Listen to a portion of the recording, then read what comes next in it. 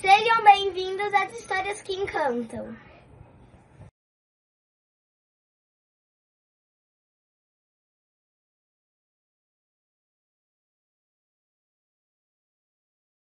E agradeço as pessoas que também estão me apoiando aqui. Tem alguns parceiros.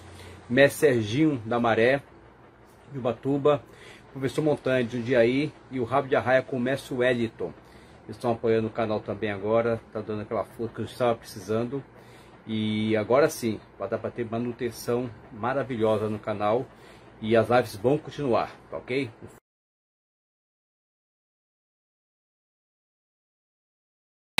Boa noite! Vamos conversar hoje com a grande amiga, a grande capoeirista de BH, mineirinha. Eu acho que ela é mineira. Pri Paiva, tá? Ela é uma pessoa que apoia muito a capoeira de uma forma muito especial, entendeu? Simplesmente por ela ser uma pessoa especial, né? Então é importante compreender a história dessa mulher. Perfeito? Já estive em BH algumas vezes com ela e foram excelentes momentos. Ela, o mestre dela, Olho de Peixe e o povo dele lá, grandes capoeiristas. Vamos aguardar. Uma mensagem para você, aceitou. Opa! Alô, mestre. Deu certo. Maravilhosa! Maravilha, linda! Bom te ver. Tudo bem, Tá bem? mestre? Tudo bem. Eu estava apanhando aqui que não estava aparecendo para mim o vídeo. Né? O Facebook, ele tem que ir lá e caçar, né? Porém, no Instagram é mais fácil, dá na cara, é diferente. Eu saí do seu perfil e aí apareceu. Eu fui buscar em vídeos ao vivo. Aí apareceu. É que loucura, né? É que eu fazia muito eu fazia muito no Instagram. Só que o Instagram é muito curto, né? Eu nunca fiz. fiz. Não? No Fazia onde? Você faz no Instagram. Facebook? No Facebook Instagram. eu nunca tinha feito. Já tinha participado no Instagram e no YouTube, né? E deixa eu te perguntar, tá sendo exibido no YouTube também? Não. Não. Daqui a pouco, quando acabar, eu pego tudinho e hoje mesmo eu ainda faço isso. Sempre faço isso. Acaba a live, tiro tudo, corto as partezinhas que não tem nada a ver e já te dou o link do YouTube. Não, beleza. Aí vai direto no meu canal do YouTube hoje ainda. A primeira pessoa que recebe é você, tá? Perfeito? Então vamos começar. Daqui a pouco o pessoal vai chegando. É importante aqui. Pri, minha querida, primeiramente te agradeço muito por você estar aqui com a gente, sabe? Você tem importância bem singular na capoeira, especificamente na capoeira de BH, né? Que é o apoio que você dá, pelo conhecimento que você tem. Mas o que me interessa mesmo não é o que você faz com a capoeira. Ele vai chegar lá. É o que a capoeira faz em você. Como é que você funciona a capoeira? Começa a falar pra gente. Então, eu me interessei pela capoeira ainda bem nova, na adolescência, tinha uns 14 anos. Eu não morava aqui em Belo Horizonte, morava no interior.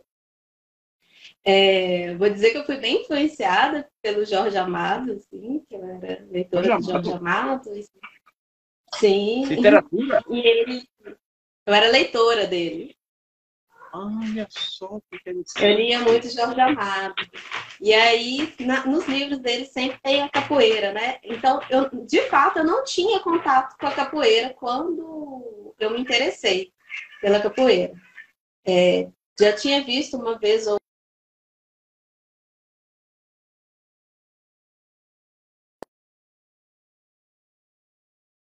capoeira. Então, começou mesmo pela literatura, né? E aí eu fiquei sabendo que na minha cidade, no meu bairro, estava tendo capoeira.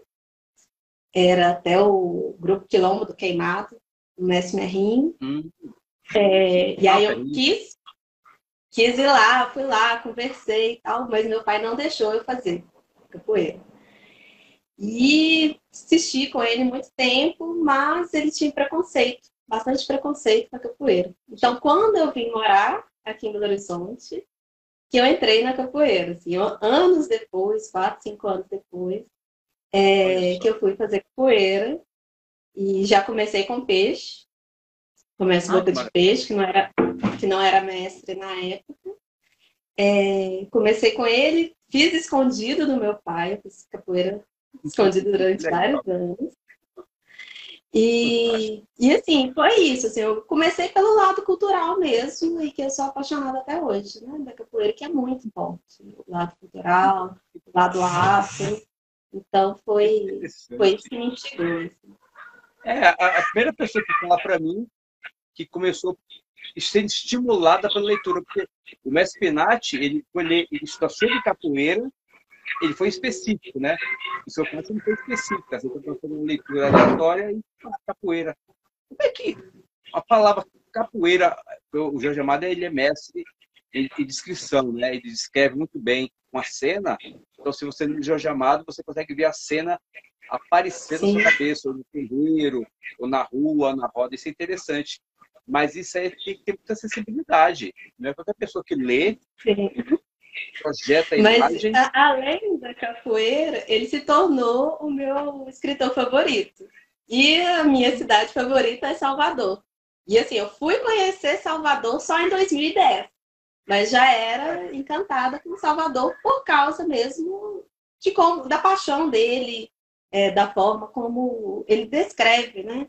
Então, a capoeira tinha aquele imaginário, assim, os personagens, aquele cenário. E ele realmente conviveu com muitos capoeiristas, foi amigo, né, de vários capoeiristas. Então, ele sabia bem do que ele estava escrevendo.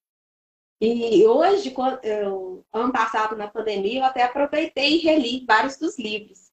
E eu achei interessante, assim, né, que tem personagens que são reais na obra dele.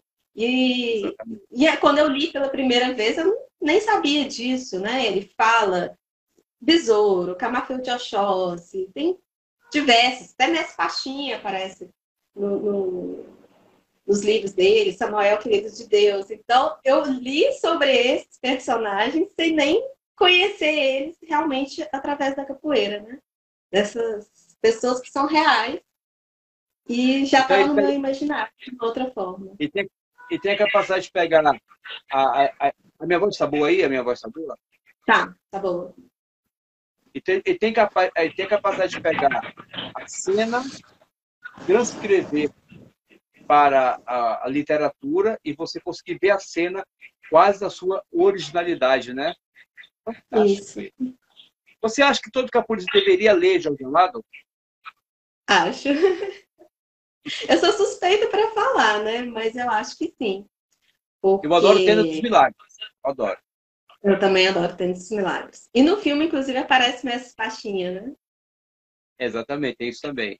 Mas e além disso, Tenda dos Milagres, o Jorge Amado ele tem uma coisa que eu acho muito interessante, que muitas vezes ou ele coloca um personagem real, ou ele se inspira numa pessoa, né, real.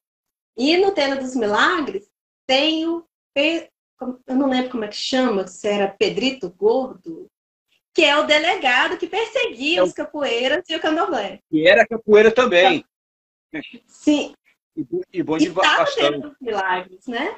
E aí é interessante isso, que assim, uma pessoa desavisada, ela vai ler e não vai saber, mas quem estudou a capoeira já vai identificar, olha, mas esse personagem aqui, o nome dele é muito parecido, a história é muito parecida, então é muito interessante, assim, não só ler o Jorge Amado pelo prazer da leitura, que a leitura dele é ótima, mas com um olhar de estudo também.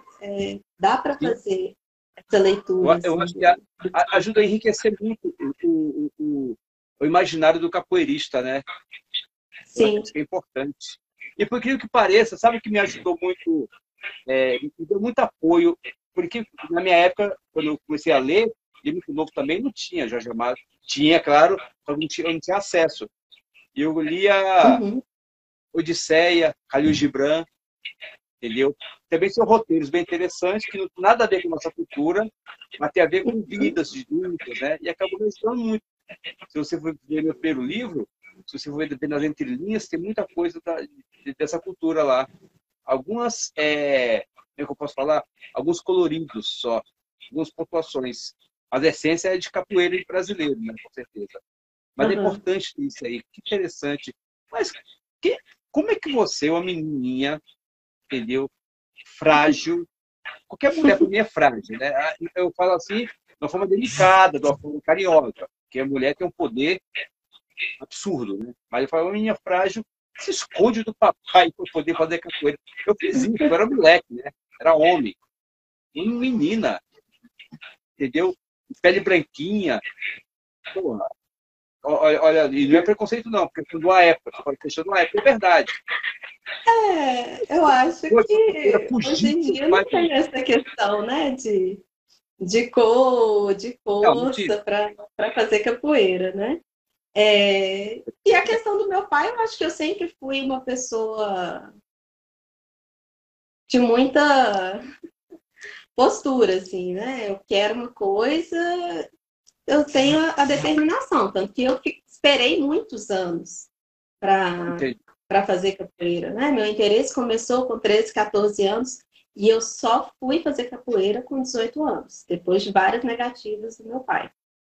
Entendi. Então, foram vários anos e sem ter o contato com a capoeira. Eu não vivenciei a capoeira durante esse período, mas assim, eu via no jornal, recortava jornal, via na revista, recortava revista.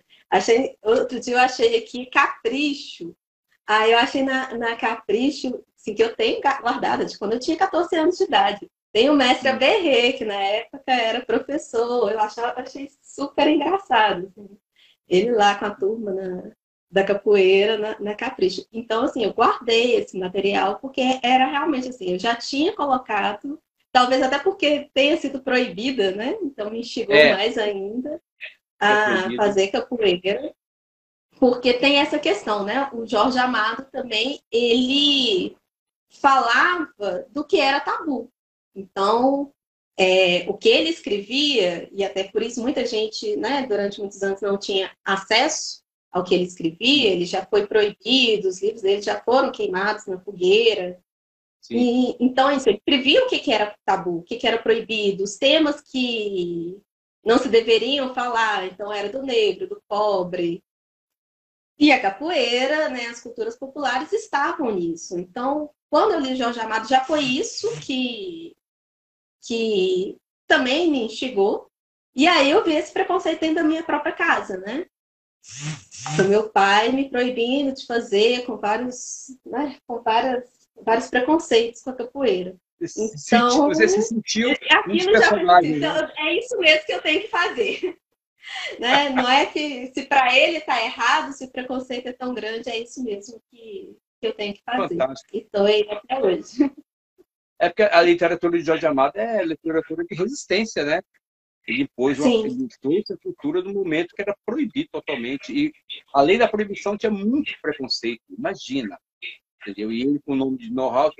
Olha a contradição que ele criou dentro do sistema, né? Da pessoa extremamente bem conceituada e andando com esse povo que era preconceito. Aquelas fotos do mestre Valdemar, que tem um jardim no muro, é na casa do mestre do Amado. Entendeu? Sim. As do mestre Valdemar na casa do Mário Cravo, que era muito amigo do Jorge Amado. Eles andavam juntos, né? Mário Cravo, Jorge Amado, Caripé, Pierre Verger, que são todos os artistas que a gente conhece hoje na capoeira. Então, eles eram muito amigos. E frequentavam, né? O barracão do mestre Valdemar, frequentavam diversas capoeiras. Então, é muito interessante mesmo. Mas ele não era conceituado assim na época. Ele era bem perseguido, na verdade, né? Né? Justamente porque andava e defendia esse povo, né? Como se diz. Entendi. Mas veja só, obrigado pela essa alusão, foi bem interessante mesmo, até posiciona historicamente a gente em relação à imagem do Jorge Amado. Obrigado. Mas veja só, você foi encantado com a capoeira por causa da literatura e ficou insistindo com a capoeira por causa da teimosia do seu pai. Na capoeira, estando na capoeira, o que te encantou? O que me encantou? A música, o jogo e a cultura, sempre. Assim, a história dos mestres, essa história de resistência, o povo da capoeira. Então é tudo. Para mim é tudo. Assim. Que fantástico, fantástico. Mas o que mais se destacou mais assim, no jogo, no canto, na música, no estudo, se aprofundando mais No estudo. no estudo, né? No estudo. Que E, é isso, eu comecei por esse caminho, né? Eu acho que foi o meu primeiro contato.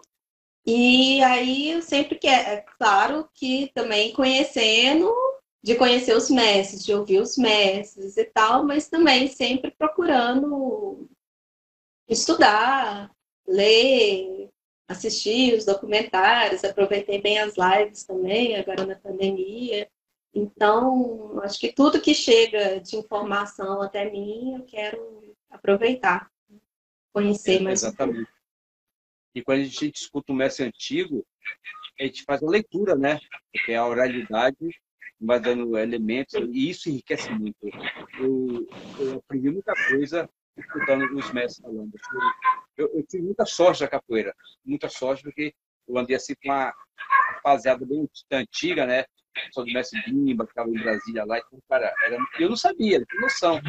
Eu recebia informações, gostava, mas nem sabia o significado daquilo e nem o peso dentro da história. Anos depois, eu vai amadurecendo, puxa vida, eu estava dando de mudada com o cara e pô, o cara do comércio Bimba, caramba! E foi um momento diferente, que não era mãe de roda, é de sentar e passar o dia inteiro conversando. Conversando não, né? Ficava só assim, esse senhor, esse senhor. Ouvir, Porque moleque novo, eu não tinha conteúdo para conversar. Ele ficava escutando eles falando, né? Nem aqueles gatinhos que eu via botar assim, assim, assim. Porque eu vou mas conversar é o quê? ótimo, porque é ótimo. É maravilhoso, é maravilhoso. Não dá para oferecer. Eu até estava falando com alguém na live passada que hoje os mestres se aproximam dos alunos mais jovens, dos capoeiristas mais Sim. jovens. Antigamente, não se aproximavam, mas isso era totalmente natural. Por que o mestre não se aproximava do aluno para trocar ideia? Porque a gente mais novo tinha nada a oferecer. Não tinha conteúdo. Não tinha, por causa da época, não tinha ferramentas, né, livros, não tinha nada. Hoje não. O mestre, eu até procuro os mais jovens para tirar algumas dúvidas, ser orientado, entendeu? E você, o que você faz com a sua posição dentro da capoeira hoje e no seu trabalho, com certeza deve ser assediado por vários mestres de orientação, né? Entendeu? Que isso não aconteceria há 30 anos atrás de jeito nenhum. Talvez você não teria esse conteúdo que você tem hoje. A gente vai chegar lá. A gente vai chegar lá. Até teu currículo aqui, eu tive que imprimir, porque se fosse decorar, ia passar o dia inteiro repetindo. Não ia dar, mas muito legal. Entendeu? E o seu trajeto com o seu mestre? Quem é seu mestre? Eu conheço Meu ele. mestre. Quero saber quem é seu mestre. Meu mestre Boca de Peixe, da companhia Pernas pro Ar.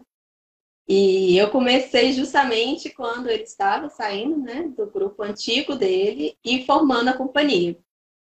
Então, para mim é uma alegria também ter acompanhado a história do grupo. Né? Que eu comecei junto com o grupo. Eu comecei em fevereiro de 2000. Em março de 2000, final de março de 2000, ele fundou a companhia. Você estava lá quando cortaram a faixa da inauguração, quando quebrou a champanhe no casco. Que maravilha! Isso é interessante, isso é importante. Na época, eu não tinha muita noção das coisas, do que estava acontecendo, das mudanças, até porque eu não tive o contato mesmo com o grupo anterior dele, né? Então, era muito crua mesmo de tudo, né? Então, eu fui entender esse processo mais tarde. Mas o meu mestre acabou se tornando também um grande amigo. Assim, né? São anos de convivência e viraram anos de amizade também. Não, com certeza. Então, não dá para você não consegue fazer um roteiro da sua história sem mencionar ele e o grupo, né? Não. Porque minha história eu sempre estive ali, né? Dentro do grupo. E com ele, aprendendo. Inclusive,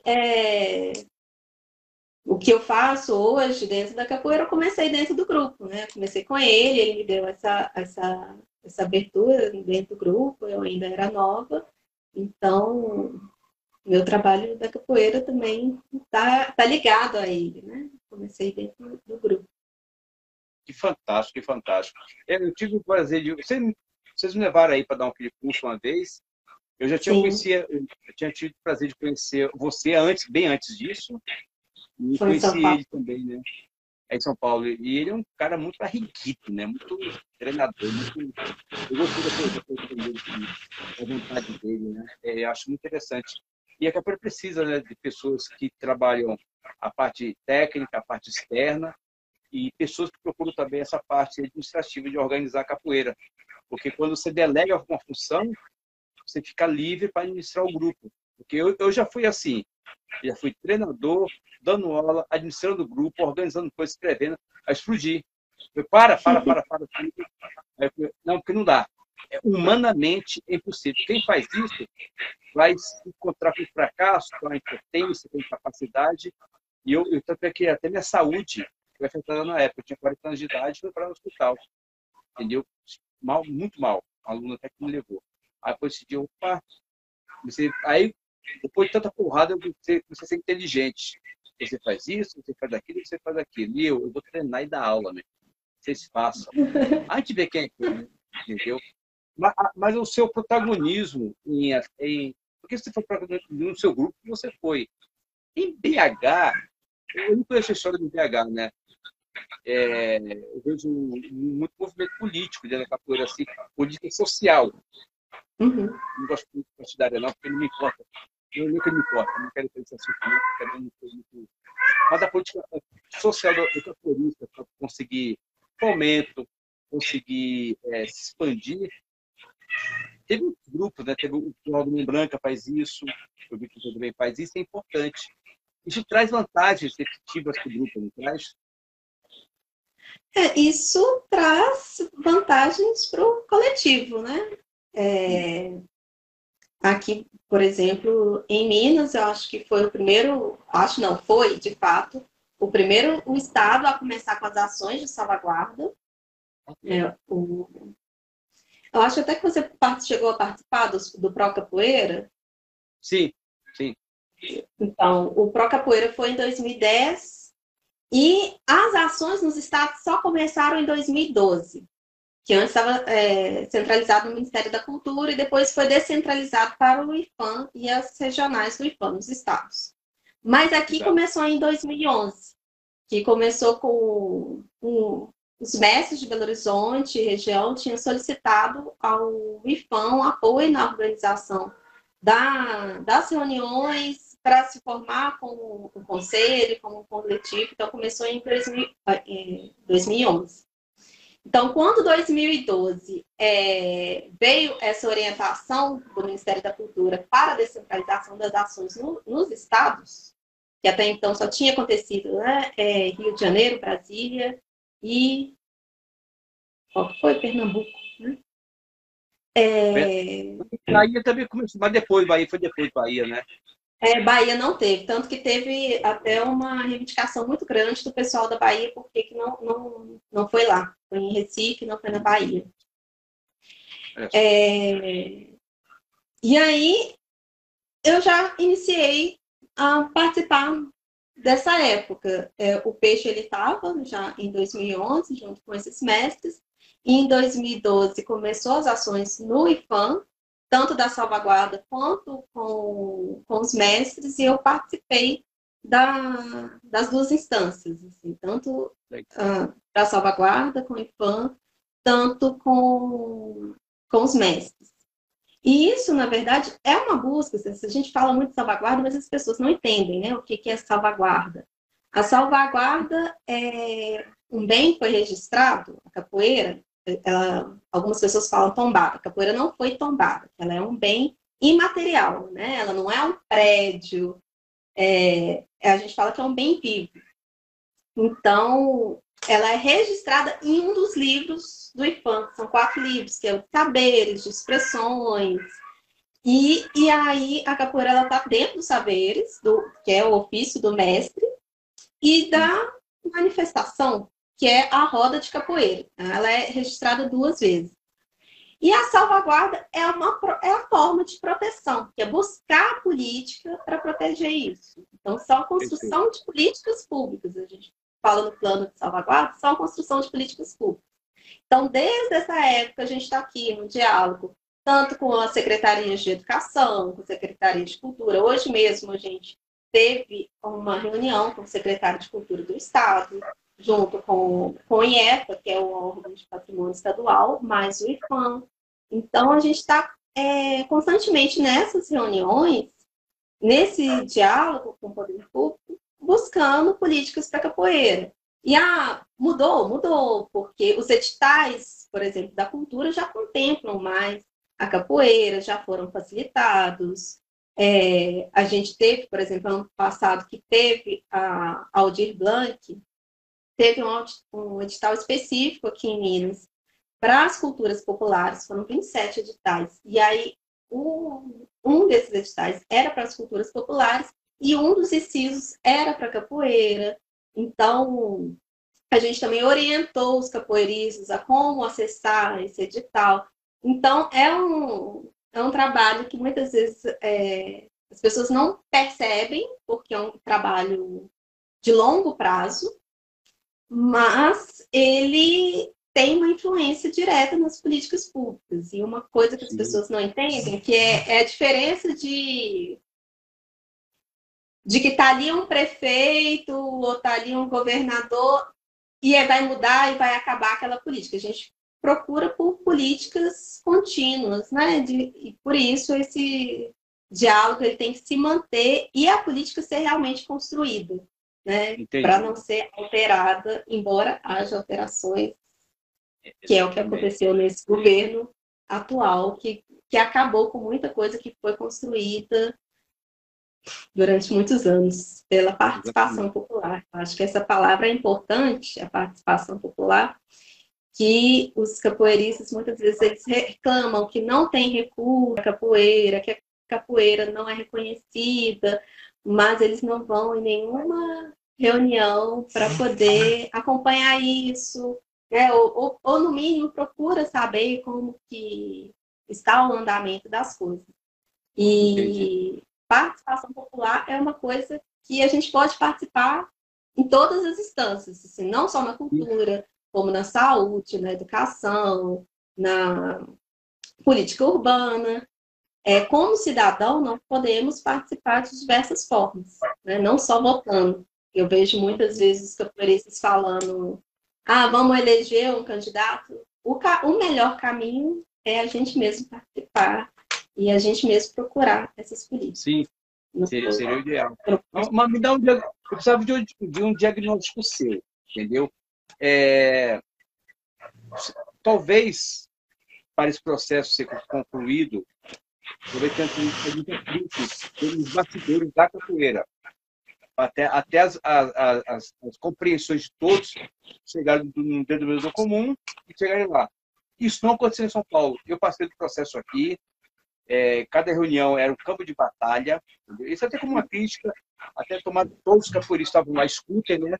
Porque a gente debateu isso. Teve muita dificuldade. Chegou a hora que o próprio fã de São Paulo falou assim: cara, o que vocês querem? A gente chegava com tudo pronto, aí cometemos o erro de fazer, a princípio, reuniões mais abertas e veio pessoas conflituosas. E a gente não tinha como pedir para então o tempo não, e começava a falar, e gritar e cobrar, sabe? E não conseguimos. São Paulo, o maior estado da federação, ele fracassou até agora no processo de salvaguarda da capoeira. Entendeu? E em BH? Né? Esse processo não é só em São Paulo, eu acho que esse processo é em todos os lugares. Esses conflitos são em todos os lugares. Aqui a gente pensa no Conselho de Mestres, nesses espaços de debate, sentaram para discutir, debater, capoeiristas, mestres que nunca se bateram dentro, né? Pelo contrário, se batiam literalmente, né, dentro de uma roda. Berimbau ali. Que dentro da roda eles estavam, né, no embate. Muitas vezes esse embate ele continua quando vai para a conversa, né, para a política, mas é importante. que ele aconteça, assim, que as pessoas tenham consciência que elas estão ali pelo coletivo e não pelo grupo, ou para conseguir alguma coisa em benefício próprio, né, para conseguir um recurso para ele, porque não é isso, não, né, não é para isso que a gente está ali. Então, deixar essas individualidades de lado é realmente um processo muito difícil.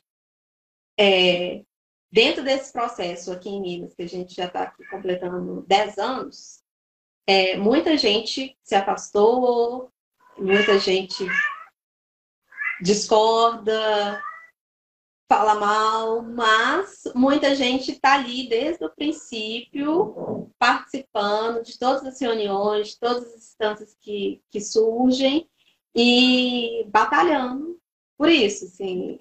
Infelizmente, é isso mesmo que vai acontecer. As pessoas vão brigar, elas vão se entender, vai falar que o outro está ganhando, que até isso surge, né? Quem mais participa é quem mais se desgasta, gasta seu tempo, muitas vezes gasta seu dinheiro. E muita gente fala ainda, né, fala mal, mas eu acho que se a gente acredita, né, no bem maior da capoeira, as pessoas ainda, muitos permanecem.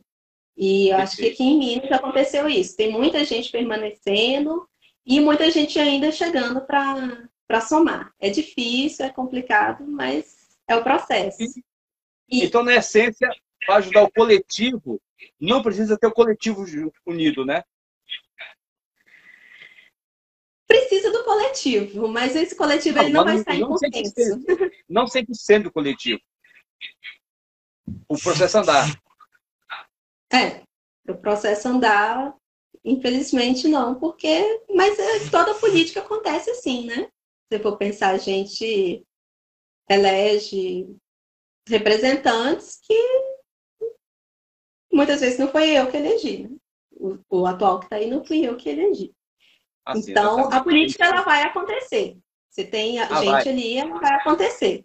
E a participação social tem a diferença, o seguinte, tem os representantes, mesmo que não seja o seu representante, se você está dentro da reunião, você pode articular para que as coisas aconteçam de uma maneira diferente, se você não concorda com alguma coisa. Mas se você não está lá dentro, não tem como você articular nada. Né? Não tem poder de voto nenhum. Não tem poder de voto nem de voz. Ficar do lado de fora reclamando também não funciona, né? Muitas vezes atrapalha o processo, mas a pessoa também não vai ganhar nada de benefício com isso. Né? Entendi. Aqui, ó, chegou o mestre Lu, Pimenta Satisfação, mestre Mônica, mestre Luiz Renato, mestre Coité, Ana Rita, Sol do Rio de Janeiro, Luiz Renato aqui também falando dele, te mandou um abração, mestre Manuel, Mané de São Paulo. Tem gente pra caramba aqui, cara. Cacá, tem muita gente aqui. Que ótimo, eu não consigo ver todo mundo aqui. Mas que ótimo. Maravilha. O mestre Luiz Renato é o mestre que eu aprendo muito com relação a isso. Não, ele é maravilhoso. Ele é fora do tempo dele. Ele deveria nascer, ele deveria surgir daqui a uns 100 anos. Ele estaria, talvez, em igualdade com a toda a massa, né? Mas ele veio aqui para nos ajudar. Nos ajudar. Ele é fantástico. E o ritmo dele é difícil também acompanhar. Nunca vi fazer tanta coisa. Aleluia. Ela é da Salvaguarda da Bahia, grande militante lá na Salvaguarda, representando as mulheres também. Maravilha. Minha querida Pri, eu quero fazer um filtro de tudo isso aqui, mas não de uma forma técnica e nem de uma forma política. É o seguinte, você se empenhou para trabalhar isso aí e a capoeira te motivou para estar nisso. Eu sempre trago à tona a questão da sua própria individualidade, tipo assim, a sua identidade. O que é identidade? É quando eu me encontro em uma posição que eu me sinto plena para fazer tal coisa. E aquela atividade que eu faço, que eu encontrei ela me preenche plenamente e dá a possibilidade de vazar para outras áreas com plenitude. Porque não adianta eu fazer uma coisa, tipo assim, eu fui da classe econômica, fui programador durante 6 anos em Brasília, na década de 80, e foi 6 anos de pura infelicidade. Eu ganhava muito bem, mas fazia uma atividade que eu não gostava. Eu era infeliz. Você jovem, a gente vai levando, né? Na capoeira, não. Tudo que eu faço, livro que eu escrevo, projeto que eu faço, tudo que eu faço, eu me sinto pleno. Como você deve se sentir, como a Lilu, como o Mestre Renato, como a Manca Beltrão, como foi todo o pessoal que está produzindo para a capoeira. Ok? E você, quando na capoeira teve essa possibilidade de ajudar a capoeira nos bastidores, isso encaixou com a sua identidade? Isso satisfez sua alma? Ou foi só uma coisa técnica mesmo? Seja Não, claro, hein? eu faço por paixão mesmo. Eu acho que aí juntou várias coisas. Hum. Eu descobri o tanto que eu gosto de política, que eu gosto Olha só. muito, só que se eu for analisar, desde quando eu li Jorge Amado a primeira vez, minha ideologia toda já estava ali. Né? Foi o meu primeiro livro, eu já adotei ele como meu escritor favorito, e foi pela ideologia, e a ideologia é uma ideologia política. Então, hoje eu também trabalho com a política, eu sou formada em comunicação, mas eu sou servidora pública do Legislativo. Perfeito. Então, eu percebo que tudo confluiu para a mesma coisa. Olha. O que eu vivo na capoeira, o que eu vivo na minha vida também. A capoeira me atraiu pelas pessoas, pela aquela população que era marginalizada, e isso é político. Sim. Né? Isso é político. Essa cultura que me atraiu, isso faz parte da minha essência, da minha ideologia, do que eu acredito. Então, o que eu faço hoje é o que eu acredito. Assim, muitas vezes meu mestre, ele questiona se vale a pena o desgaste que eu estou tendo, né? A energia que eu gasto com tudo isso, mas eu falo com ele, eu estou fazendo o que eu acredito. Assim, se vai dar certo, se não vai dar certo, se as pessoas, né, vão ficar satisfeitas, né? Que sempre tem aquele para reclamar da política que a gente está fazendo, e eu falo, eu estou fazendo o que eu acredito. Né? O que a minha consciência acredita. Assim, e é o que eu vivo na minha vida, assim, em todos os aspectos. Fantástico. Eu tenho outra coisinha também, que é bem interessante. O mestre Anguleiro, já também, formado no mestre Pimba, no mestre Pastinha também, até curiosidade, isso eu fui formado no mesmo dia pelos dois, entendeu? Depois tem uma coisa bem interessante essa história aí. Ele sempre fala para mim, eu tenho a sorte de conversar com ele por telefone diariamente, 2 dias, a gente conversa assim, horas conversando. Conversa não, eu fico só aqui, não, continuo, sim, senhor, ele só falando, né? Eu estou ainda só absorvendo. Esses são meus alimentos, meus avatares que me alimentam, né? Então, ele falou uma coisa muito interessante. A capoeira é o primeiro partido do Brasil. Não partido, falando, um partido social de luta contra um opressor, de emancipação de um povo oprimido e tudo mais lá, entendeu? E ela sempre, se for ver a história no começo, ela realmente foi. Até foi usada pelo poder para poder fazer política e ajudar dentro dos palanques. Passou Ainda é usada. Mas ainda é usada. Mas, há um tempo, o capoeirista era muito ativista. E era usado também paralelamente. Hoje é só usado. O que aconteceu? Ficamos acéfalos politicamente e somos usados.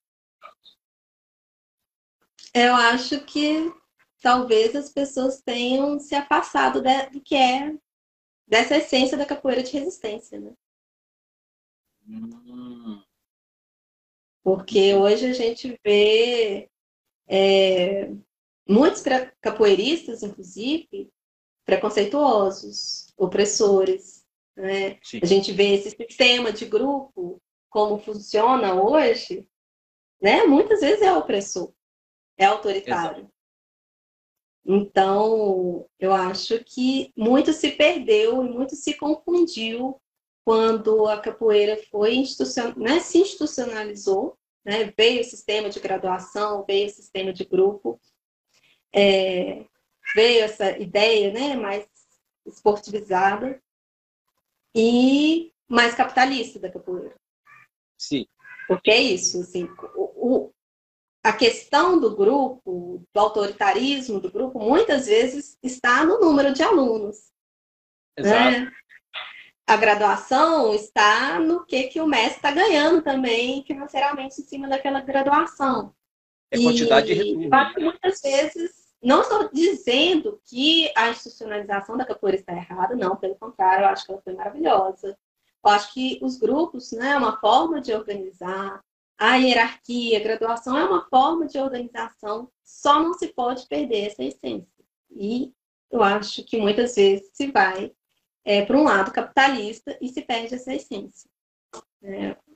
Eu vejo Entendi. muito disso. E aí, o engraçado é que a opressão continua, né? E acho que a gente acaba escutando, acreditando no que o sistema falou. São tempos novos, Sim. entendeu? Então, dão um pouco de possibilidade para o povo, mas continua as algemas e a repressão continua. E nesse meio caminho deixamos de ser resistência, né? Eu parei de pensar na capoeira como muito resistência, mas eu pensar na capoeira como algo benéfico para a minha pessoa. Sim. Lá meu pessoal, entendeu? Eu tive grupo, eu nunca tive grupo grande. O grupo foi médio para pequeno, assim, com 70 pessoas dando aula, é um grupo razoável, na década de 90. E eu te confesso, e o pessoal sabe que eu sempre falei isso, eu nunca me senti muito bem com isso. Eu nunca me senti muito bem. Entende? Por causa do quê? Porque alguns pessoal do meu grupo, eles queriam reproduzir a forma de outros grupos dentro do meu. Faz isso, faz aquilo lá. Eu falei, cara, desculpa, eu não consigo, não dá. E eu preferi diluir isso aí e estar andando hoje praticamente sozinho. Com meia dúzia de alunos, estou feliz pra caramba. Entende? Sim. Mas hoje é mais comum ver mestres, ver pessoas com esse pensamento, né? Mas acontece muito disso, assim, as pessoas, sem perceber, elas reproduzem um sistema opressivo. Sim. E realmente tem que perceber, porque muitas vezes denunciam um sistema opressivo, mas reproduzem isso com seus alunos. Exatamente. É uma questão bem complicada mesmo. É complicado. Quem tem um pouco de sensibilidade, não sensibilidade que vai levar a pessoa a ter a compreensão maior da vida, mas sensibilidade humana mesmo. Acho que vem da família, vem do trato pessoal, de querer o bem do amigo, né? E quando a gente vê assim, eu vi coisas assim absurdas. Eu olhava assim, cara, eu não vou reproduzir isso. Algumas vezes eu até reproduzi, quando focou a reflexão. Mas quando veio o aprofundamento pessoalmente, eu falei, opa, tá errado, porque tá maltratando. O meu mestre nunca me tratou assim, porque eu tenho que tratar as pessoas assim. E eu viajei muito, andei muito, eu envolvi com muita gente no Brasil inteiro, entendeu? Sempre fui fiel ao meu mestre. E eu olhava coisas assim que eu falava, caramba, meu, isso não tem nada a ver com a capoeira, entendeu? Então, é natural, quando vem uma reunião do IFAM, para outro tipo de reunião, haja o conflito, a dicotomia, haja a divisão, o antagonismo, e não se produz nada. Então, a capoeira acabou se tornando o quê? Um terreno infértil. Ele é fértil dentro do meu grupo. Os conflitos, na verdade, eles não são um problema.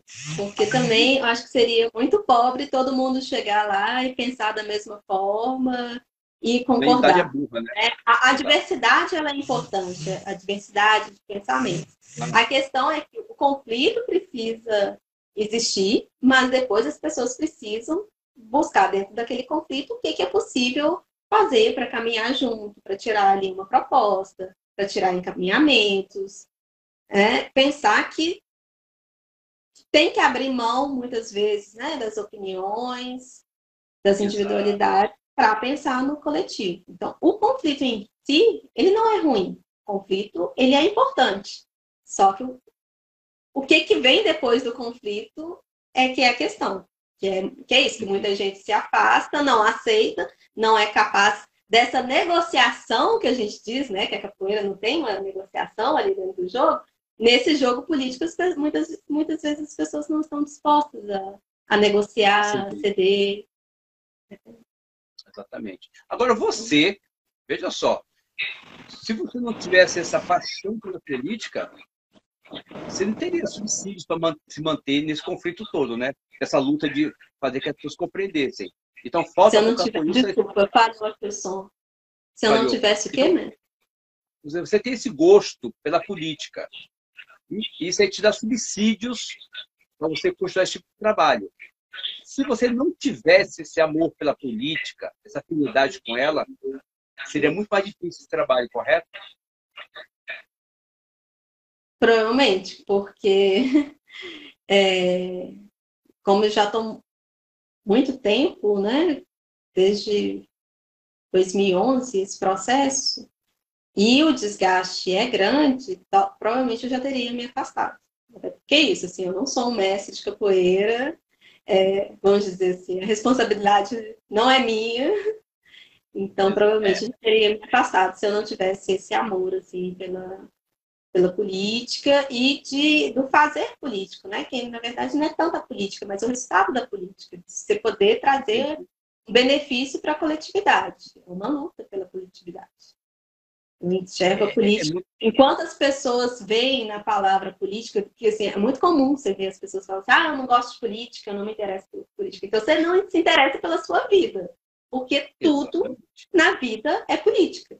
Assim, a roupa é onde você compra, o que você assiste, o que você consome, exatamente tudo na vida é política. Né? Então, quando você reclama que não tem recurso, ou que não é bem atendido, que não tem um sistema de saúde, aliás, temos um bom sistema de saúde pelo SUS, mas que muitas vezes não tem recursos devidos. Né? Então, tudo é política. Tudo é política. E a pessoa que fala que não gosta de política, ela está muito enganada sobre a vida dela. Assim. Você concorda que o sistema foi muito eficiente no desacreditar da política para eles poderem estar livres, né? Fazer o que eles bem entendessem. Sim. Eu sou teólogo, e na teoria eu falo assim, o capeta, ele se finge divisível, não existe, para trabalhar à vontade. É a mesma coisa, né? É um paralelo meio grosseiro, mas é a mesma coisa. É isso, porque os próprios políticos falam mal da política, né? E aí sempre fica esse grande papo de corrupção, e falam, porque é corrupção, então todo político é corrupto, então por isso eu não vou votar, então por isso eu não me interesso, por isso eu não acompanho, e por isso eu me isento da política. E isso é o caminho completamente errado, e é o caminho que eles mais querem, né? Tanto que a gente for ver historicamente, os políticos que mais falaram em combater a corrupção foram os mais corruptos, né? Porque se a gente voltar lá, na época do Collor, eu era bem criança ainda, mas qual que era Foi ele que tirou meu lema emprego. do Collor, né? Combater os marajás, era combater os políticos. Combater os corruptos. E foi o grande corrupto aí da nossa história, né? Então, foi o atual governo também, né? O atual governo falou aí até do governo anterior, que não foi comprovado nada do governo anterior, mas tem 5 filhos aí sendo investigados por corrupção. Então, suspeite muito de quem fale muito sobre corrupção, né? Porque as pessoas muitas vezes não têm realmente uma pauta política, a única pauta é essa, vou combater a corrupção. Mas é o próprio. Eu vou falar muito do que eu tenho domínio, né? Eu vou falar do que eu controlo, domínio, de compreensão. Então me responde uma coisinha, dentro da capoeira política. O Mestre Bimba deu um golpe político quando apertou o Getúlio Vargas, queria dar um golpe nele, de dominar, né? O Mestre Bimba usou a política a favor da capoeira? O que você acha? Que isso? Eu acredito. É a minha gata. Demorou ela aparecer. Eu creio que tanto o Mestre Bimba quanto o Getúlio Vargas. Porque o Getúlio Vargas ele usou a capoeira no populismo dele, né? Tanto que ele falou que a capoeira era o único esporte genuinamente brasileiro. Assim como o Getúlio Vargas, como o Mestre Bimba. Assim, o Mestre Bimba era um gênio, né? Um homem muito inteligente. Não tenho nenhuma crítica ao Mestre Bimba, pelo contrário, eu acho que ele teve excelentes ações a favor da capoeira. Não, com certeza. Então, porque está escrito que quando ele foi chamado para o palácio, a minha voz está boa aí? Tá. Quando foi para o palácio, eu disse para os alunos, se eu não voltasse, ser cuide do meu trabalho. Ele não tinha noção do que ia acontecer. Mas acho que ele esteve lá, porque tem uma puta de uma sacada. Cara, é o pulo do gato. Então, Getúlio Vargas, ele tentou realmente ter um domínio do populismo dele, né? Aquela coisa que ele queria fazer, que é a política para o povo. Mas ele apertou muito o capoeirista. O capoeirista tinha uma antivisão de mundo extraordinária. Então, acho que o Mestre Bimba, em algum momento ali, ele era um cara inteligente. É um cara fora do tempo dele. Eu acho que ele teve deu uma cara, é a minha oportunidade. E ele foi muito feliz, entendeu? Em estar ali. Também foi muito bem orientado, né? Cisnando estava ali orientando ele, Cisnando. Ele foi até prefeito de uma cidade, se não me falha a memória, aqui do interior de São Paulo, anos depois. Então, é um cara politizado também. Então, acho que o Cisnando ajudou, impulsionou, né? Vai lá, faça. Porque o Cisnando fez a junção de Joacir Magalhães para poder chamar o Joacir Magalhães, né? Me corrija. O Mestre Bimba está lá, foi cisnando. Se a gente for, assim, de uma outra maneira, de uma outra forma, mas se a gente for pensar o que o Mestre Bimba fez naquela época de procurar o poder público, é o que a gente está fazendo hoje. Sim. Está buscando diálogo. A capoeira era reprimida, a capoeira era marginalizada, e ele buscou esse diálogo e conseguiu. Então, não vejo erro nisso aí. O que ele fez naquela época é o que a gente está fazendo hoje. De uma maneira mais institucionalizada agora, mas é o que a gente está fazendo hoje. Exatamente. Então, a visão que ele teve, né, numa época que ninguém fazia isso, mesmo sendo orientado pelo Cisnando, ele tinha que ter essa confiança, ele tinha que ter essa visão. Né? Se ele não acreditasse nisso, o Cisnando poderia orientar o que fosse, né? Ele não teria isso. Ele foi predestinado e além de ter isso dele, ele acabou aceitando a orientação, que é importantíssimo. Então, veja só, nesse ponto de vista, o quanto estamos atrasados, porque a gente continua lutando. Tudo bem, a capoeira hipertrofiou muito, cresceu muito, mas se hipertrofiou muito, tem mais cabeças pensantes, pessoas que estão ali trabalhando paralelamente para apoiar a capoeira, para levar ela para o meio comum, e ela não chegou lá ainda, então nós estamos muito atrasados. Acontece, mestre, que, por exemplo, foi bom nessa época da capoeira ter saído, né, da marginalidade, da ilegalidade, mas, de fato, o mestre o Getúlio Vargas mais usufruiu da capoeira nesse esquema, né, do populismo dele. Mas a capoeira ela não foi pautada nas políticas públicas. Ela não entrou nas pautas das políticas públicas. Até o governo da Lula, na gestão do então ministro Gilberto Gil, a capoeira nunca tinha entrado nas pautas das políticas públicas. Então, isso é muito recente. Né? É muito recente. E assim, o que eu sei dos movimentos antes, os movimentos, se você for pensar, a capoeira estava muito ligada às federações, às confederações. Aqui em Minas tinha federação, mas era uma federação que também não estava pelo coletivo, entendeu? Estava ali determinados grupos, determinados mestres, não era buscando a diversidade, a voz de todos, o direito de todos. Então, eu vejo que teve tanto erro do poder público, que só usou da capoeira, vamos assim dizer, mas não buscou benefícios para a capoeira, oferecer nada para a capoeira, como também da organização dos capoeiristas, de pensar uma coisa coletiva, né? De buscar essas ações coletivas. É claro que existia, sim, capoeiristas que já faziam isso. Aqui em Belo Horizonte mesmo eu vejo assim, o mestre Primo, que é um mestre da capoeira Angola, e a vida toda ele está na luta pelo coletivo. Mas a maioria dessas formas como a capoeira se organizava antes, né, que, como eu falei, estava muito voltada para as federações, não era pensando nessa política coletiva.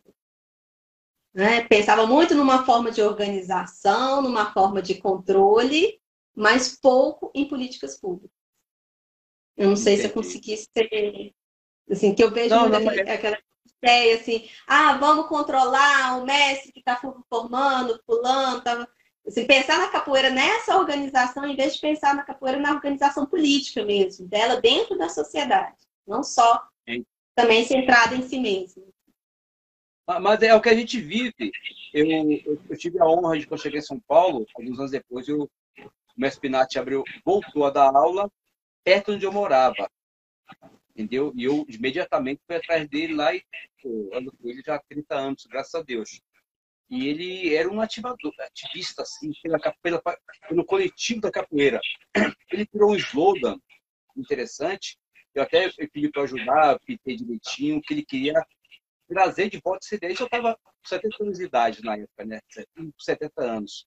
Então, quer dizer, ele já tinha, ele tinha muita força espiritual, só não tinha muita força de presença mais, porque a capoeira mudou muito, né? Então ele perdeu algumas coisinhas, tá?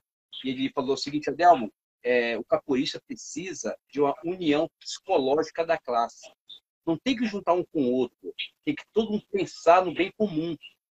Ele lutou muito com isso. Então, ele foi o único dos mestres de São Paulo que apaziguou e tentou trazer união.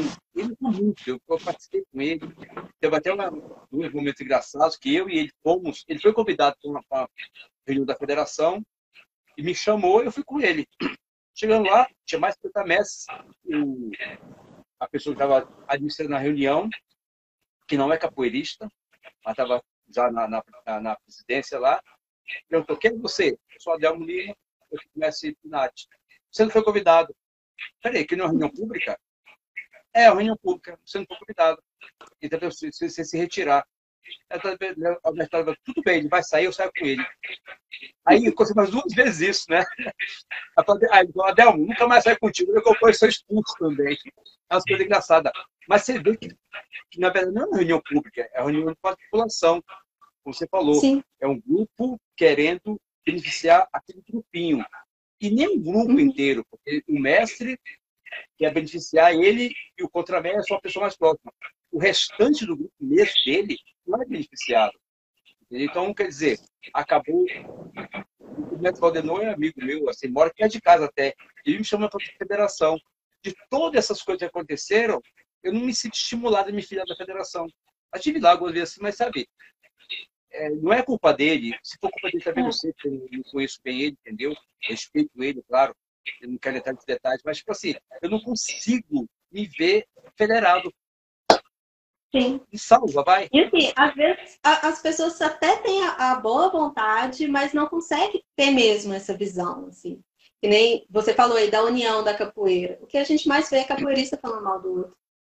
Mais vê é capoeirista falando mal de uma linhagem da capoeira que é diferente da dele. Tem muito isso. É diferente, faz um movimento diferente. Agora até eu escuto menos pessoas falando, mas qual que era a expressão, gente? Eu acho assim, gente, isso é tão preconceituoso. Assim. Saroba. Gente, tanto que o pessoal fala, porque fulano é sarobeiro. A capoeira, ela não consegue lidar com a diversidade. Acha assim, que o certo é ser igual. A bateria é igual à sua, os movimentos igual aos seus. Só que a capoeira é super diversa. Vão lá nos mestres antigos, olha quantos toques que tinha, quanto de movimentação que tinha. Aí hoje é assim, né? É tudo engessado. Então, o capoeirista ele não consegue lidar com a própria diversidade da capoeira. Como que ele vai pensar no coletivo? Né? Porque aí ele pensa, não, vou pensar na política pública, mas é para minha linhagem da capoeira, para o meu estilo de capoeira, é para aquele que eu me identifico, porque o outro eu não considero. Né? E eu vejo muitas vezes isso. Muitas vezes o mestre está mais preocupado com o trabalho do outro mestre do que com o próprio trabalho. A Lilu está falando aqui, diversidade é o fundamento da capoeira. Exatamente, Lilu. E é o que eu falei, que muitas vezes a gente se afasta da essência, né? As pessoas querem tanto ingestar a capoeira, falar o meu tá certo, o meu que é o correto, que ela esquece isso. A diversidade é a base da capoeira. O que a base da capoeira é tão rica. É a diversidade que os capoeiristas não aceitam. Exatamente. Mas esse é um grande problema que nós temos dentro de casa. Quem mantém minha casa é meu pai, é meu mestre. E ele pensa da forma que ele pensa. Para ter ideia, fora de casa. O povo brasileiro ele não tem noção da história. Ele não tem noção nenhuma da própria história. Primeiro, porque a história está oculta. A história é muito mal contada. Foi contada ao contrário, para beneficiar quem estava controlando. Então, o povo pegou... Nossos heróis são caucasianos, brancos. Até o próprio Machado de Assis é branco, né? Eu não sabia disso, cara. É branco, é caucasiano. É um absurdo a Caixa Econômica, mas tudo bem. Isso é uma crítica, né? Então, quer dizer, quando eu não tenho noção da história do meu país, muito menos eu tenho história da capoeira. A minha avó, por exemplo, meu pai foi no Maranhão nos anos 80, pegou ela abandonada na cadeia, passando fome, levou para Brasília, porque meu pai estava melhor de vida, né? Para Brasília. O meu pai deu para ela o certificado do nascimento. Meu pai supôs a idade dela, da minha avó. Eu conheci, Dona Tereza. Então, quer dizer, a minha história parou ali, de uma pessoa que não sabe nem sua própria história. Então, quer dizer, o povo brasileiro ele sofre a alienação do seu próprio conceito de vida. O capoeirista também. Sim. Então, o mestre de capoeira acaba envolvendo todo o seu povo baseado no que ele pensa. É a minha verdade. E é da atualidade. A verdade de da hoje. atualidade. Ele não De leva hoje. em consideração Porque todo o muitas contexto vezes eu histórico. vejo falando de fundamento de tradição, mas que é de... Criou. Não é a tradição lá de trás, é a de ontem. Eu acho... Exatamente. Em São Paulo eu fui criticado, porque eu estava aqui tocando, usava o quê? Em Brasília, sobre o Grande de Angola, o Grande e Angola para jogar capoeira, né? Então era de ritmo rápido e ritmo lento. Aí introduziram um novo toque, que veio do Rio de Janeiro. Aí estou na roda lá, começa a rodar, eu comecei o toque tá errado. Falei, cara, qual toque é para tocar então? Benguela. Aí falaram o nome do toque, né? Não sei não, meu, dei pro cara. Na época eu não sabia. Eu dei pro cara, pô, você não sabe não? Eu sou obrigado a saber? Isso apareceu quando? Mestre Bimba criou, Mestre Pastinha, o pessoal da Cesala, que é mais recente para ter história? Não. Ah, criaram uma semana, eu sou obrigado a aprender mesmo. Então tem que ir nas suas histórias aí e vira fundamento. O fundamento tem que ter um laço de tempo. Vai criar raiz, né? Então nós somos muito alienados em relação a essa estrutura histórica do nosso país. Sim, isso é fato. Tanto do nosso país como das nossas raízes, né? Porque de onde veio os brasileiros também, né? Exatamente. A alienação vem de longos tempos. Essa luta vai levar muito tempo mais. Eu acho que muita coisa se perdeu e não vai ter condições mais de resgatar. Muita coisa. Ainda bem que tem historiadores, pessoas que trazem, mas o importante é o capoeirista se preocupar. Porque é muito fácil eu pegar um monte de livro e decorar. Eu quero livro desse escrito, do Mestre Renato, e transformar em palestra. Porque são palestrantes. Isso não quer dizer que é inteligência, não quer dizer que é profundidade. É só um oportunismo, né? É fácil fazer isso. Eu fiz várias vezes. Eu fui palestrante, eu participei muitas vezes. Não quer dizer que é profundidade. Então, nós vemos aqui, na superfície da história, é até onde meu olho alcança. Por quê? Até onde meu olho alcança, eu posso ter um proveito para mim e estar confortável no meu ambiente. E a capoeira chegou onde está hoje, justamente por causa disso, né? Porque eu sou o dono da verdade. A verdade é muito mais alta do que eu. E as pessoas não refletem sobre isso, né? Oi? As pessoas não refletem. Eu tô falando, e as pessoas não refletem sobre isso, não refletem sobre o passado da capoeira, a essência da capoeira, não refletem nada sobre isso. Não há reflexão. Eu estive numa roda de São Paulo, quando o Mão Branca trouxe aqui o Capoeira Gerais. E tinha um pessoal que estava comigo ali, andando comigo lá. Aí passou o Mão Branca na roda assim, o cara me cutucou. Adão, esse é o Mestre Bimba? Eu disse assim. Quer dizer, tá perdido. O cara tá perdido na história. Só foi demais. Tá perdido, cara. Capoeirista, joga tudo mais lá e não sabe nada. E hoje ainda está assim. Por quê? Porque o cara não lê, o cara não escuta. Tudo bem. Não gosta de ler? Mas pelo menos escuta, pô. Você vai escutando. Conversa com as pessoas, pergunta. Né? O ideal é você sentar o bumbum na cadeira e ficar ali, ó. estudar mesmo, aprofundar a forma e questionar. Pô, por que isso? Por que aquilo? Por que aquilo? Entendeu? Tu fala de reflexão, mas a reflexão tem que ser algo inteligente. Muitas vezes, mestre, por exemplo, tem os eventos, aí os alunos vão conversar com o mestre, mas só quer saber daquele jogo, quem pegou quem e tal, mas não da história do mestre, assim, né? E da história do mestre, daquele mestre. Então, é isso, assim, as pessoas estão bem focadas apenas na prática do movimento, do jogo, e os fundamentos reais, a história, as memórias da capoeira, as pessoas, muitas não se interessam, de fato. E de refletir sobre isso. Sim, mas é prática comum, lá nos eventos, né, ficam ali de enfeite, né? Fica a hora sentado ali, eu toco berimbau, canto coisa. Agora, mestre, vai tirar foto. De falar. Tu tem 20 minutos para falar, mestre. Pera lá, já vi isso várias vezes. Pô, não é nem por aí, né? Mas, e são para tirar foto também. Vai tirar foto. Você sabe tirar foto. Você sabe a intervenção do mestre Satig? Para tirar foto é fácil. Não, e hoje sim, ó. Antigamente, como eu te falei, o aluno não chegava perto do mestre, porque tinha nada para oferecer. Tirar foto desses mestres sem chance, porque eu tenho muita foto deles, eu tirando a foto dele, mas eu com ele, muito raramente, muito difícil, não tinha condição. Hoje não. O aluno chega assim, eu já vi, ô, mas vem cá, e puxa mesmo. Puxa foto aqui, e não vai não, porque não apanha. Não vá não, negue. Negue que tu vai ver. Cada um, pô, fica orgulhoso, fica foto comigo. É bem assim. Mas veja só, já viu aquela intervenção do mestre Onça Tigre contra os marines do americanos? Sabe dessa história? Não, acho que não.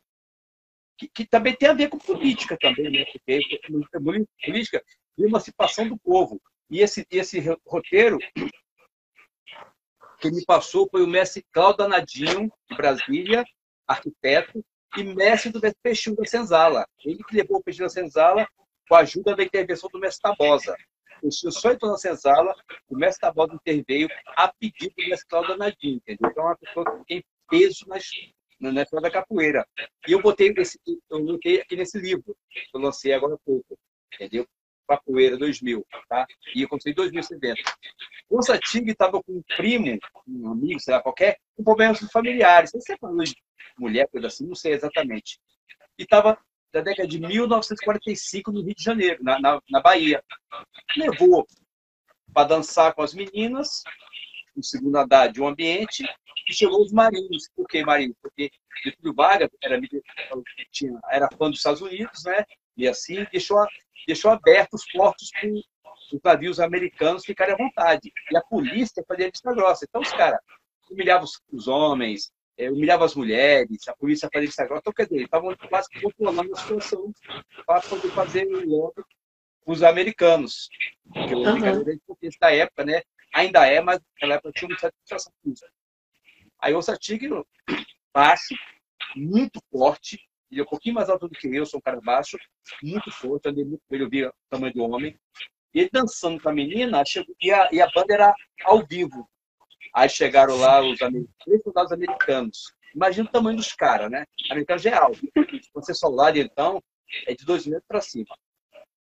Pare a dança, pare essa música e toque jazz. Música americana. O Satig dançando, ele voltou. O que aconteceu? Por que parou? Aqueles 3 ali mandaram parar, tocar jazz. Então toque minha música que eu quero dançar. E ele é tenente do CPOR, mestre de jiu-jitsu, que já formado nessa Bimba, né? E lutador. Aí, quando os caras falaram, por que parou? Foi ele. E apontou com o Satig. Os 3 foram na direção dele. E falou, meu filho, eu estou dançando aqui. Pelo andar do primeiro, eu sabia que ele era muito certo. E na altura, ele ia me chocar de cima para baixo. Eu esperei. Quando o cara foi chocar, ele tirou, puxou. O primeiro dormiu no meio das minhas pernas. O segundo eu joguei naquela escadinha que é curtinha, né, que o bebida ia lá em cima. Se o cara bebe e sai correndo para ele pagar, então cabe uma pessoa, não dá para fugir. Aí ele jogou, o segundo eu joguei para a escadinha e só bateu em 2 lugares, no meio e no final. O terceiro dormiu no armário de botar roupa. Você bota o casacão, né? Aí chegou a polícia, aquela bagunça correndo, gente machucada, três desmaiados. Aí chegou o soldado, viu, o tenente Milton, né? Milton Pereira de Carvalho, mestre Santilli. Tenente, isso aqui? O que é isso aqui? Esses americanos bagunçaram aqui, pode mandar prender. Mas são americanos, prenda! Ele gritou, prenda os caras. Ele sentenciou e prendeu. Foi embora, acabou tudinho, na paz, tu dormiu onde ele estava alojado. Aí no outro dia de manhã, bem cedinho, a campainha toca. Quando ele abriu a porta, sabe de ver quem estava na porta?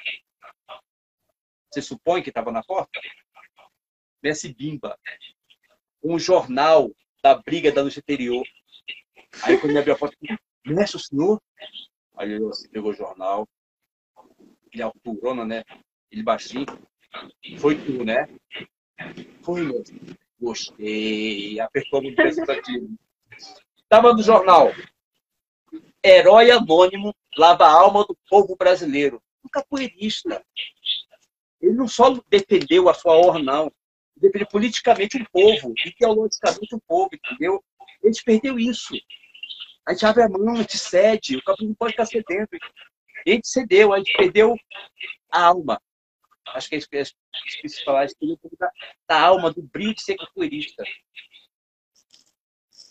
Bonita essa história. É verdade. História interessante, né? Sim, acho que é bem por aí. Sim. A questão da essência, né? Essência, ele sempre foi assim. Mas bem, Bri, nós temos 1h30 de live. Eu preciso fazer 4 perguntas antes de encerrar ela. Posso fazê-las? Pode, mas... Depois eu faço minhas considerações e você encerra a live, porque ela é sua, tá bom? Minha querida Pri, o que é a capoeira? Ai, coisa difícil, né? Aprendi com vocês.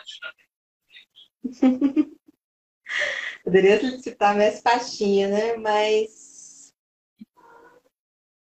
eu vejo a capoeira como uma manifestação mesmo de resistência que muitos não praticam hoje, né? Uma manifestação cultural. E que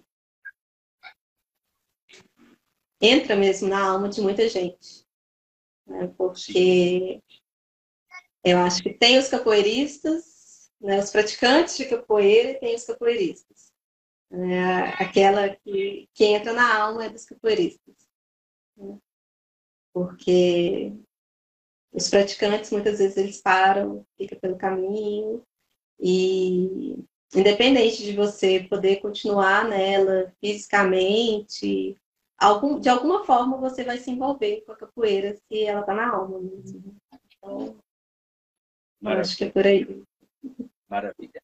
Minha querida Pri, lá dentro de você, no seu self, na sua alma, lá dentro, quem mora lá? Quem é você? Nossa, é bem filosófico, mestre. Quero saber. Eu acho que eu sou uma pessoa muito apaixonada, assim, pela vida e por diversas coisas, né? Que eu me envolvo com paixão, assim, com a política, com a capoeira, com tudo que eu gosto. Assim. Então, acho que sou uma pessoa... polidense também, sou uma pessoa apaixonada. Maravilha. Eu fiquei espantado, porque achei muito legal que a tua foto foi maravilhosa. Falei, caramba, a Pri? Uau! É a mulher poderosa, eu achei fantástico. Parabéns, viu? Na capoeira a gente aparece diferente, né? Assusta, né? Assusta. Eu trabalho com criança há muitos anos e quando eu vou num shopping, num lugar que não é capoeira, eu de roupa normal, só vendo aqui. Vocês me entendem, né? Eu escrevi o celular. Minha querida Pri, outra pessoa não acredita. Minha querida Pri, o que você espera da capoeira?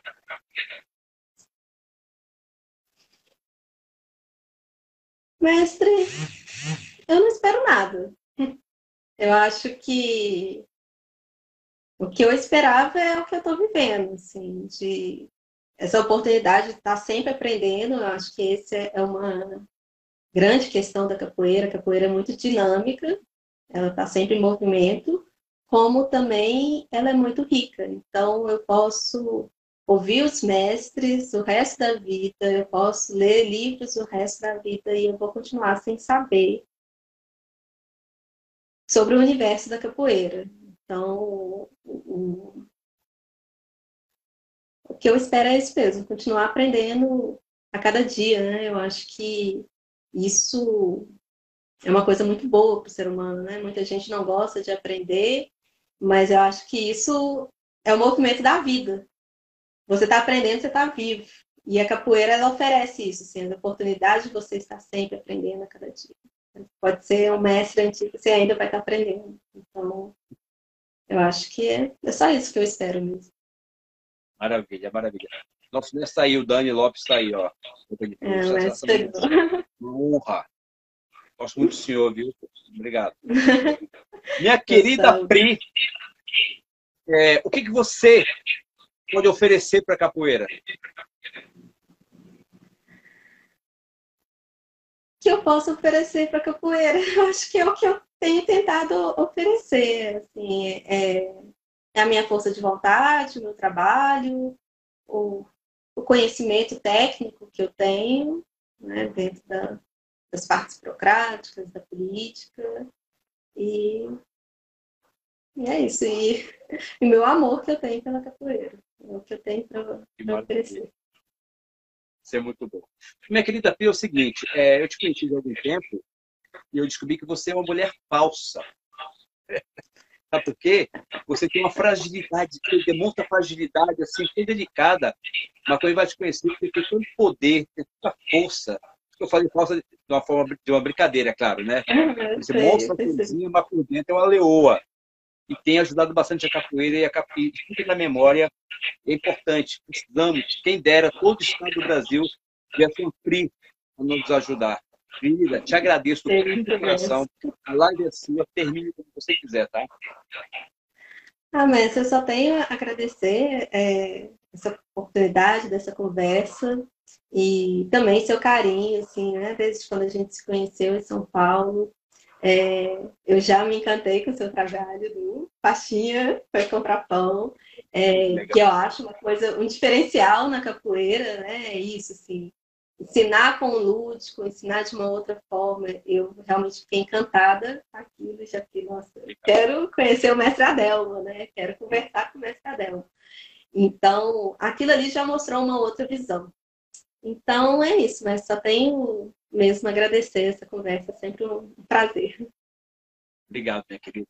Agradecer a presença do meu mestre também, de todo mundo que está aí. Isso, grande boca de peixe, me bateu muito em BH. Vou treinar, né, mestre? Eu só martelo e esquiva. Minha querida, fica na paz. Pessoal, muito obrigado.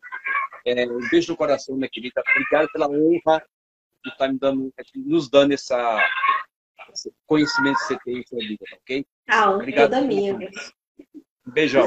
Obrigada. Tchau, tchau para a galera aí também.